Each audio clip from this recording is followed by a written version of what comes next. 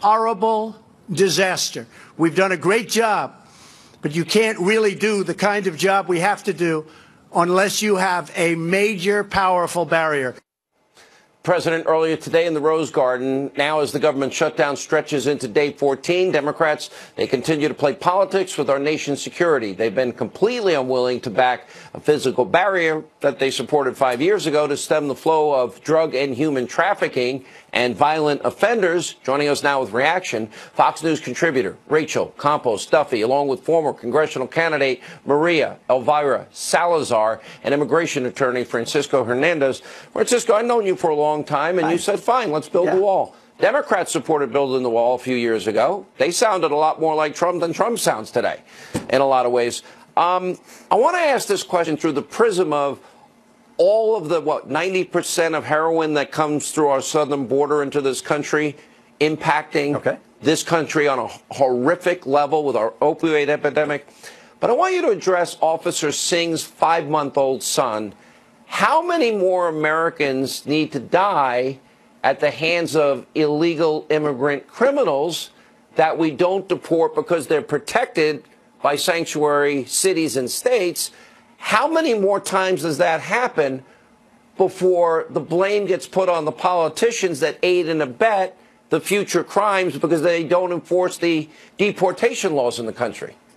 Well, listen, it's awful. It's an awful tragedy. It's awful. But you know what? Why does the federal government, why does ICE or Homeland Security need the cooperation of a city or a state or a county to pick anybody they want anytime? Because they've made it illegal for them to go into the prisons as they used to. So you Maria mean, will ask you, you mean the federal government, and do their job and deport them, Maria? So you're saying that the federal government has to obey a city ordinance? Are you serious? A state, no. Immigration officials can have in any jail and take them. Let someone else talk.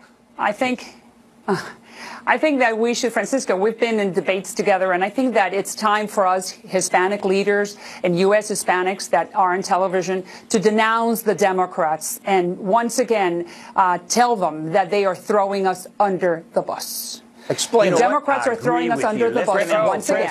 Francisco, don't interrupt, please. Let me finish. Okay, they're throwing us under the bus because they have the opportunity right now, as you said, to save the DACA kids. The wall was voted for in 2006 by Schumer, by Pelosi, and by Clinton. In 2006, they built 700 miles of a similar wall, the same wall that President Trump wants to build now. I do not understand why they have to say no now to Trump, and they said yes in 2006. That's a fact.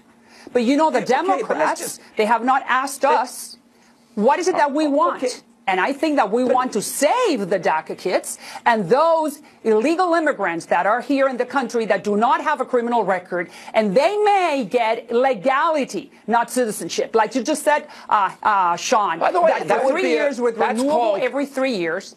Maria, that's a compromise. Yes, I hear you. That would be in exchange for the security and the 1/10% of our budget. Rachel, and that's the point about this. And Maria's right in as much as they had all voted for this. Is the reason that they're willing to risk lives and allow the drugs to continue to flow into the country and the horrors of human trafficking to continue, is it just they hate Trump more than helping DACA kids?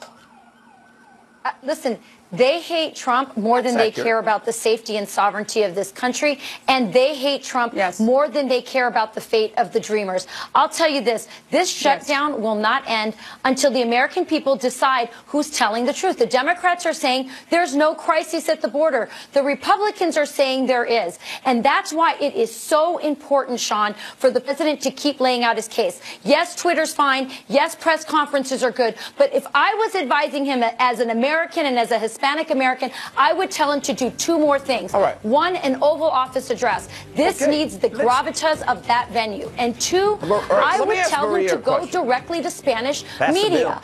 Go Maria, there. Tell them. Yes. I am the only one in this room with the Democrats, with Nancy Pelosi willing to negotiate on behalf of the Dreamers in exchange for a wall and border security. There are plenty of common sense Hispanics who would listen to that message and then pressure the Democrats who claim to care about them to make a deal. And by the way, while he's there, he can tell them about all the good economic news that he's doing for the Hispanics who have never had it better than under Trump economic policy. Hang on, I want to follow up. Well said, Rachel. That is but I want to follow up with Maria. We need to do. We had record low unemployment, African Americans, record low for the Hispanic community. How do they, generally speaking, as you speak to people, Latin Americans, when you speak to Hispanic Americans and you ask them, how do they feel about the legal process? Yes. Well, Mr. Hannity, no you one and I wants to agree be that it doesn't illegal. exist.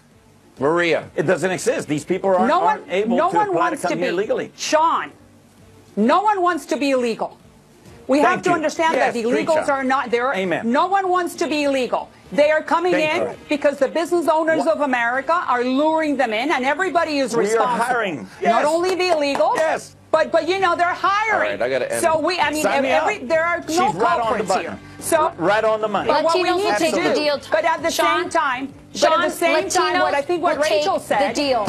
Wall I gotta end it. Latinos will take the deal, and that is what I don't like. We got to take a break. Yes, Latinos will take the deal. You got it. When we come back, a Hannity Watt.